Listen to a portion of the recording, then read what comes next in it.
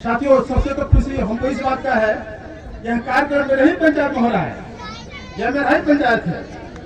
अब मैं अध्यक्ष जी को ये बताना चाहता हूँ, जब से हमारे एसएसबी के जवान यहाँ पोस्टिंग हुआ, तब से 4-5 बजे के बाद में इस गांव से कोई बाहर नहीं निकलता था, घर से बाहर नहीं निकलता था। इतना सुकून महसूस हो रहा है इस बटालियन के आने से। आज जब से मैं एक और बात बोलना चाहता हूँ, जब से हमारे कमांडेंट प्रियवर शर्मा जी आए, तब से पहले कुछ विवाद हो जाता था। पहले हमारे मिलिट्री को देखकर हमारे लोग भाग जाते थे झोला साकी छोड़कर, लेकिन जब से यह कमांडेंट प्रियवर शर्मा आए, तब से इतना सामंजस्य बनाए नागरिकों में, बड़ी खुशी हो रही है। मैं इसके लिए भी मैं बहुत इस मन से आभार प्रकट करना चाहता हूँ माननीय कमांडेंट साहब को। पहले तो मैं 47वीं बटालियन का बहुत बहुत धन्यवाद और आभार प्रकट करता हूं, क्योंकि एसएसबी का मोटो ही है सेवा, सुरक्षा और बंधुत्व। तो आज एक साथ तीनों चीजें देखने को मिल रही हैं। किसानों को आज बांटने का, ये जो औजार बांटने का काम है, यही सेवा है। सुरक्षा तो आपका हिसाब प्रियव्रत जी ने दिया ही है। अभी आप सब हमेशा उसी में लगे रहते हैं। और आज एक बंधुत्व की भी मिसाल है कि हमारे दोनों तरफ के सम्मानित विधायक यहाँ मौजूद हैं। तो मुझे लगता है कि आज एक ही समय में सेवा, सुरक्षा और बंधुत्व, तीनों चीजों का आज यहाँ पे ही उदाहरण हमें देखने को मिल रहा है। मैं रमेश पटेल जी का भी हार्दिक स्वागत और अभिनंदन यहाँ करता हूँ कि हमारे एसएसबी के इस कार्यक्रम में आप उपस्थित हुए हैं नेपाल की तरफ से। और भारत ने भी हमेशा इन तीनों का पालन किया है। आज विश्व में जब कोरोना के वैक्सीन की इतनी कमी है और हम अभी अपने फर्स्ट फेज का ही कार्यक्रम चला रहे हैं, तो भी भारत ने अभी सभी पड़ोसी देशों को, नेपाल, भूटान, बांग्लादेश, मालदीव, श्रीलंका को कोरोना की कोविड की वैक्सीन अपने द्वारा ही स्वयं ऑफर करके भारत ने एक बंधुत्व की जो मिसाल पेश की है, उसके लिए भी माननीय प्रधानमंत्री श्री नरेंद्र भाई मोदी जी का आभारी हूँ। और आज का यह कार्यक्रम, सबसे खुशी की बात यह है कि हमारे देश के स्वतंत्रता संग्राम के नायक और एक तरह से कहिए तो भारतीय सेना के पहले संस्थापक, क्योंकि आजाद हिंद फौज ही पहली भारत की अपनी स्वराष्ट्रीय सेना थी, उनके संस्थापक का आज की जयंती है। और इस दिन एसएसबी हमारे सभी किसान भाइयों के मदद के लिए जो यह कार्यक्रम चला रही है, यही हमारे सुभाष चंद्र बोस जी की सच्ची श्रद्धांजलि भी है। उनके प्रति आभार प्रकट करना भी है कि मैं तो सौभाग्यशाली समझता हूं कि मैंने सिंगापुर में वो स्थान देखा है जहां पे आजाद हिंद फौज का इसकी स्थापना हुई थी। और अंडमान निकोबार का भी मैं उस जगह पर गया हूं जहां पे पहली बार आजाद हिंद फौज ने एक एरिया को आजाद डिक्लेयर करके और उस स्थान पर किया था। तो मैं आज सुभाष चंद्र बोस जी को भी आज श्रद्धांजलि देता हूं कि उन्हीं के योगदान से आज भारत स्वाधीन है। और एसएसबी को बहुत बहुत बधाई देता हूं। ये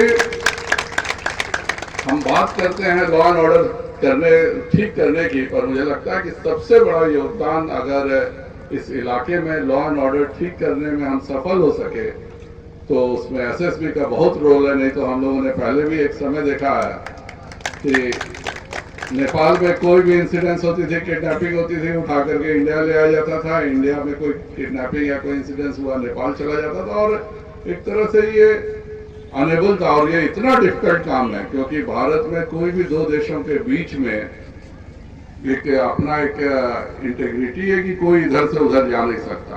पर यह जो इलाका है, यहाँ हमारा एक ही संस्कृति, एक ही समाज और एक ही परिवार के हम सब लोग हैं। और एक तरह से इसमें रेत में एक छोटा सा अलग क्रिस्टल खोजने जैसा काम है, क्योंकि 99.999% जेन्युइन लोग ही इधर और उधर रहते हैं। और उसके बीच में 0.001% किसी एक गलत व्यक्ति को खोज निकालना और उसके प्रति कार्रवाई करना, इतना डिफिकल्ट वर्क मुझे नहीं लगता है कि इंडिया के किसी दूसरे बॉर्डर फोर्स के पास है। क्योंकि बाकी सबको बिल्कुल क्लियर है कि इस लाइन के इधर कोई नहीं जाएगा, उधर कोई नहीं जाएगा, आपको वही प्रोटेक्ट करना है। पर एसएसबी का काम उससे 100 टाइम्स ज्यादा टफ है। इसलिए मैं एसएसबी को बहुत बहुत धन्यवाद और आभार व्यक्त करता हूं कि सेवा और बंधुत्व को बरकरार रखते हुए सुरक्षा का काम जो एसएसबी कर रही है वह पूरे विश्व में उदाहरण है। और इसके लिए मैं आज एसएसबी को बहुत बहुत धन्यवाद और आभार प्रकट करता हूं।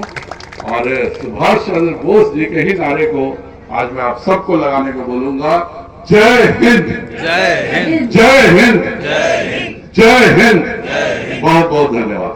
मैं नेपाल की तरफ से आप सभी को अभिनंदन करना चाहता हूं। बीच में आप लोगों ने सुना होगा कि थोड़ी संबंध खटास करने के लिए जो माहौल उत्पन्न हुई थी, निश्चित रूप से मैं यह सिर्फ जानकारी आपको दे दूं कि नेपाल और मित्र राष्ट्र भारत जिस शासन का भी सरकार हो, लेकिन किसी भी सरकार इसकी बाधक नहीं हो सकती। चाहे भारतवर्ष में हमारे मोदी जी का सरकार है, निश्चित रूप से सम्मानित लोग हैं, एक बड़ा राष्ट्र है, साथ ही साथ बड़ा भाई की तरह व्यवहार भी है। लेकिन हमारा देश जो नेपाल एक छोटा भाई की भूमिका में है, लेकिन यह परंपराएं जो है, निश्चित रूप से यह बड़ा छोटा का जो परंपरा है, व्यवहारिक परंपरा है, जो सांस्कृतिक परंपराएं हैं हमारी, जो एक व्यवहारिक परंपरा है हमारी, ये सदियों काल तक चलती आएगी और चलेगी भी। आज मैं सबसे पहले एसएसबी 37वां बटालियन के तमाम उन परिवार को धन्यवाद देना चाहूंगा कि जिन्होंने नेपाल से बुला करके आज जो सम्मान दिया, निश्चित रूप से मैं उन सभी को आभार प्रकट करना चाहूंगा। मित्रों, भारत के बॉर्डर, खास करके हम लोग बिहार से अटैचमेंट है और यह खुला सीमाना है। यह सीमाना आज इतनी सुरक्षित है जो कि विदाउट तार बार यहाँ ओपन सीमाना है, लेकिन फिर भी हम लोग चैन से सोते हैं। इसका एक ही वजह है कि हमारे एसएसबी के जवान जिस तरह से 24 घंटा तैनात अपनी ड्यूटी पूरा करते हैं। आज ने देखा होगा आपने, विभिन्न कठिनाइयों के बावजूद भी, चाहे वो बारिश हो, धूप हो, या हमारे बीच जो आज प्रमुख अतिथि डॉक्टर संजय जायसवाल जी हैं, मैं उनसे निवेदन करूंगा कि आज जिस स्तर पर हम लोग ने कार्यक्रम का या एसएसबी योजना की हुई है, इस स्तर को थोड़ा सा ध्यान में रखते हुए विगत 4 मरतबा प्रयास जो हो रही है, इसको यहाँ से कुंती में पटने के लिए जो वायुसेना का आपको प्लेन की संचालन की जाए, उसमें आज अग्रिम भूमिका निभा करके आपकी सरकार है, सहयोग करके इसको संचालन करवाएं। आप उपस्थित तमाम मित्रों से यही कहते हुए मैं विदा होऊंगा। धन्यवाद, नमस्कार, जय हिंद, जय नेपाल। ना केवल हम लोग सुरक्षा का एक पुलिस ड्यूटी हमारा जो वर्दी वाला काम ही नहीं है, बल्कि यहाँ के जो स्टूडेंट्स की क्या परेशानियां है, यहाँ पे इंफ्रास्ट्रक्चर का भी कुछ हमें, जैसे कि सब जानते हैं कि डीएडीपी में भी 20% जो एसएसबी को दिया हुआ कि अनुशंसा कर सकते हैं। क्या क्या सीमावर्ती गाँव की परेशानियां इंफ्रास्ट्रक्चर रिलेटेड है, शिक्षा से रिलेटेड जो बच्चों के खेल कूद के कार्यक्रम, इसके अलावा स्वास्थ्य से रिलेटेड जो हमारे मेडिकल सिविक एक्शन, साथ ही सीमावर्ती गांव के लोगों के लिए जो वेटनरी सिविक एक्शन, ये सब जो है कार्यक्रम हम लोग हर साल अलग अलग जगहों पे जो हमारा एरिया ऑफ रिस्पॉन्सिबिलिटी है, जैसे कि हमारी बटालियन 47वीं वाहिनी 70 किलोमीटर का बॉर्डर देख रही है, पूर्वी चंपारण और पश्चिमी चंपारण को मिला के। तो इस सब में जो बॉर्डर के सीमावर्ती गाँव है, यहाँ पे हम जो इस तरह के चिकित्सा, मानव चिकित्सा, पशु चिकित्सा, बेरोजगार युवकों से रिलेटेड, जैसे कि अभी हमने 30 बेरोजगार युवकों का इनरवा में ड्राइविंग की ट्रेनिंग उनको दिलवा के उनको लर्निंग लाइसेंस के साथ ही ड्राइविंग का मेन लाइसेंस भी दिलवा के ट्रेंड करके अभी वो कार्यक्रम समाप्त किया। वो कार्यक्रम पश्चिम चंपारण के युवाओं के लिए चलाया गया। पूर्वी चंपारण के भिलाई, महादेवा, रक्सौल, दुपट और इन सभी इलाकों के 35 बेरोजगार बच्चों को चुन के हम लोगों ने माननीय विधायक जी से भिलाई में 10 दिन पहले ये नया ड्राइविंग ट्रेनिंग इंस्टीट्यूट से प्रोग्राम शुरू करवाया है, जिसमें हम लोग उनको न केवल लर्निंग लाइसेंस उनका बन चुका है, ट्रेनिंग के खत्म होने के बाद उनका टेस्ट दिलवा के मेन लाइसेंस भी एसएसबी अपने खर्चे पे बना के देंगे। क्योंकि लड़के को ड्राइविंग तो सिखा दी, बाद में लाइसेंस ना बना पाए, कोई गरीब बालक है, लड़के अपने पाँव पे खड़ा ना हो सके तो उसका हमारा ये पर्पस फेल हो जाता है। इसलिए हम लोग ये सब प्रयास करते रहते हैं। बच्चों के खेलकूद प्रतियोगिताएं करके छोटा मेडल ही देते हैं, लेकिन एक उनके मन में एक उत्साह जाग जाता है। कोई टैलेंटेड बच्चा है, वो उसके मन में अपना टैलेंट आगे आने से छुपे हुए हिडन टैलेंट सामने आते हैं।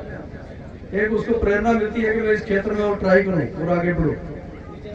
और ऐसे गांव देहात से कुछ अच्छे टैलेंटेड बच्चे निकल आते हैं जो बाद में भारत को एक स्पोर्ट्स सुपर पावर बनाने में हेल्प करेंगे।